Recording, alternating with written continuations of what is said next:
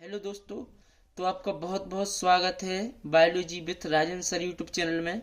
तो जैसे कि आपको पता है कि परीक्षाएं आपकी बहुत करीब आ गई हैं, तो टाइम वेस्ट ना करते हुए जो इम्पोर्टेंट क्वेश्चन है, जो इम्पोर्टेंट है बच्चों के लिए, वो हम बहुत ही जल्दी आप लोगों को डाल रहे हैं। तो देखिए, आज हम बात करेंगे जीव विज्ञान 2025 का जो सॉल्व पेपर है उसको मतलब सॉल्व कराने की कोशिश करेंगे। तो देखिए, यहाँ पर सबसे पहला है सत्य असत्य। सत्य असत्य। तो यहाँ पे पहला है सत्य असत्य। देखिए, आपको मैं बताता हूँ। जो पहला सत्य असत्य है वो ये है कि कार्पस ल्यूटियम वृषण में पाया जाता है। तो ये हमारा जो कथन है वो कैसा है? असत्य है, क्योंकि कार्पस ल्यूटियम अंडाशय में पाया जाता है। उसके बाद है न्यूक्लिक अम्ल न्यूक्लियोटाइड का एक लंबा बहुलक है। तो ये कथन कैसा है? ये कथन यहाँ पे सत्य है। नेक्स्ट है सभी सूक्ष्म जीव रोगजनकीय नहीं होते। सभी सूक्ष्म जीव रोगजनकीय नहीं होते। ये बात कैसी है? सत्य है। कुछ होते हैं और कुछ नहीं होते। अगला है एडीए एडिनोसिन डाइअमीनेज की कमी का उपचार लसिकाणु के प्रत्यारोपण से होता है। यही बात कैसी है? यही बात एकदम सत्य है। उस अगला है पांचवा, मानव में मलेरिया रोग प्लाज्मोडियम के कारण होता है। यही बात कैसी है? सत्य है। ये बात भी कैसी है?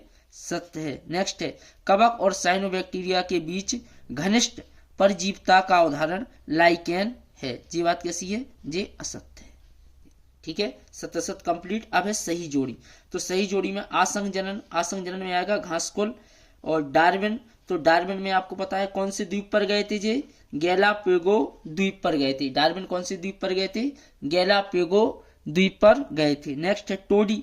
तो देखिए, पढ़ा होगा आपने सूक्ष्म जीव वाले पार्ट में पढ़ा है कि टोडी है वो साउथ इंडिया में वेलकम ड्रिंक के रूप में दी जाती है। यहाँ पर देखिए टोडी, तो यहाँ पर दक्षिण भारत हो जाएगा इसका।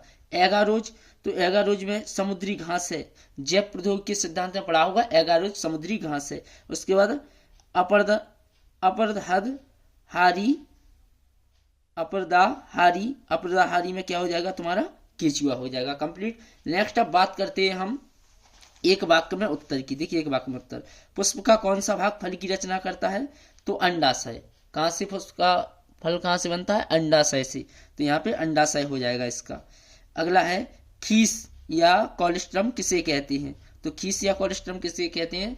तो माँ का जो पहला गाढ़ा दूध होता है उसे कोलेस्ट्रम कहते हैं। माँ का पहला गाढ़ा दूध क्या कहलाता है? कोलेस्ट्रम कहलाता है। नेक्स्ट है कोई एक मेंडेलियन विकार का नाम बताइए। कोई एक मेंडेलियन विकार का नाम बताइए। तो देखिए, यहाँ बहुत से मेंडेलियन विकार हैं, लेकिन आपको सिर्फ एक का बताना है। तो हीमोफीलिया, सिकल सेल एनीमिया, दात्र कोश का अरक्ता, तीन बता दिए मैंने। हीमोफीलिया है, सिकल सेल एनीमिया और जी दात्र कोश का आरक्ता, तीन बता दिए। कोई एक लिख देना है आपको। इसके बाद प्रतिबंधन एंजाइम क्या है? देखिए, जो डीएनए खंड होते हैं उनको जो काटने का जो काम करता है उसे कहते हैं प्रतिबंधन एंजाइम। RE रेस्ट्रिक्शन, इसका एक और नाम है RE, जिसका पूरा नाम है रेस्ट्रिक्शन एंडो न्यूक्लियस। संसार में कितने जैव विविधता हॉटस्पॉट हैं? देखिए, एनसीईआरटी में 29 दिए हैं, लेकिन जैव विविधता हॉटस्पॉट कितने हैं?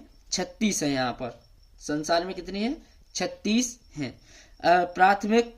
प्राथमिक उपभोक्ता है। तो प्राथमिक उपभोक्ता क्या है? शाकाहारी। प्राथमिक उपभोक्ता क्या है? शाकाहारी। अगला क्वेश्चन है प्रथम प्रतिजैविक किस सूक्ष्म जीव द्वारा प्राप्त किया गया था? तो देखिए, पेनिसिलियम तो एक प्रकार का कवक है। तो यहाँ पर ये है स्ट्रेप्टोकोकस निमोनी। तो स्ट्रेप्टोकोकस निमोनी इसका सही हो जाएगा। किशोर अवस्था की आयु अवधि कितनी होती है? तो देखिए, साइंस में अलग अलग किशोर अवस्था की अवधि होती है, लेकिन जो यहाँ पर बायो में है वो है 12 से 18 वर्ष। डीएनए के अनुलेखन इकाई के मुख्यतः कितने भाग होते हैं? तो यहाँ पे 3 भाग होते हैं।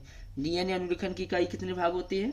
3 भाग होते हैं। नेक्स्ट है अंडोत्सर्ग की क्रिया को प्रेरित करने वाला हार्मोन कौन है? LH अंडोत्सर्ग की क्रिया को प्रेरित करने वाला हार्मोन है। अगला है हमारा कि बीजांड की काया बीजांड वृत्त के किस भाग से जुड़ी होती है? तो नाभिक से जुड़ी होती है। अब देखिए, यहाँ पर खाली स्थान, जब मनुष्य की आवश्यकता लालच में बदल जाती है तब प्राकृतिक आपदा का क्या होता है? अतिदोहन। क्या होता है? अति दोहन, क्या होता है? अति दोहन होता है। अगला है यहाँ पर देखिए, अगला है यहाँ पर कि यदि कोई प्रोटीन कूटलेखन जीन किसी विषमजात परपोषी में अभिव्यक्त होता है तो उसे क्या कहते हैं? तो उसे कहते हैं पुनर्योगज प्रोटीन। क्या कहते हैं उसको? पुनर्योगज प्रोटीन। पुनर्योगज, उसे कहते हैं हम पुनर्योगज प्रोटीन। क्या कहते हैं? पुनर्योगज प्रोटीन कहते हैं उसको हम।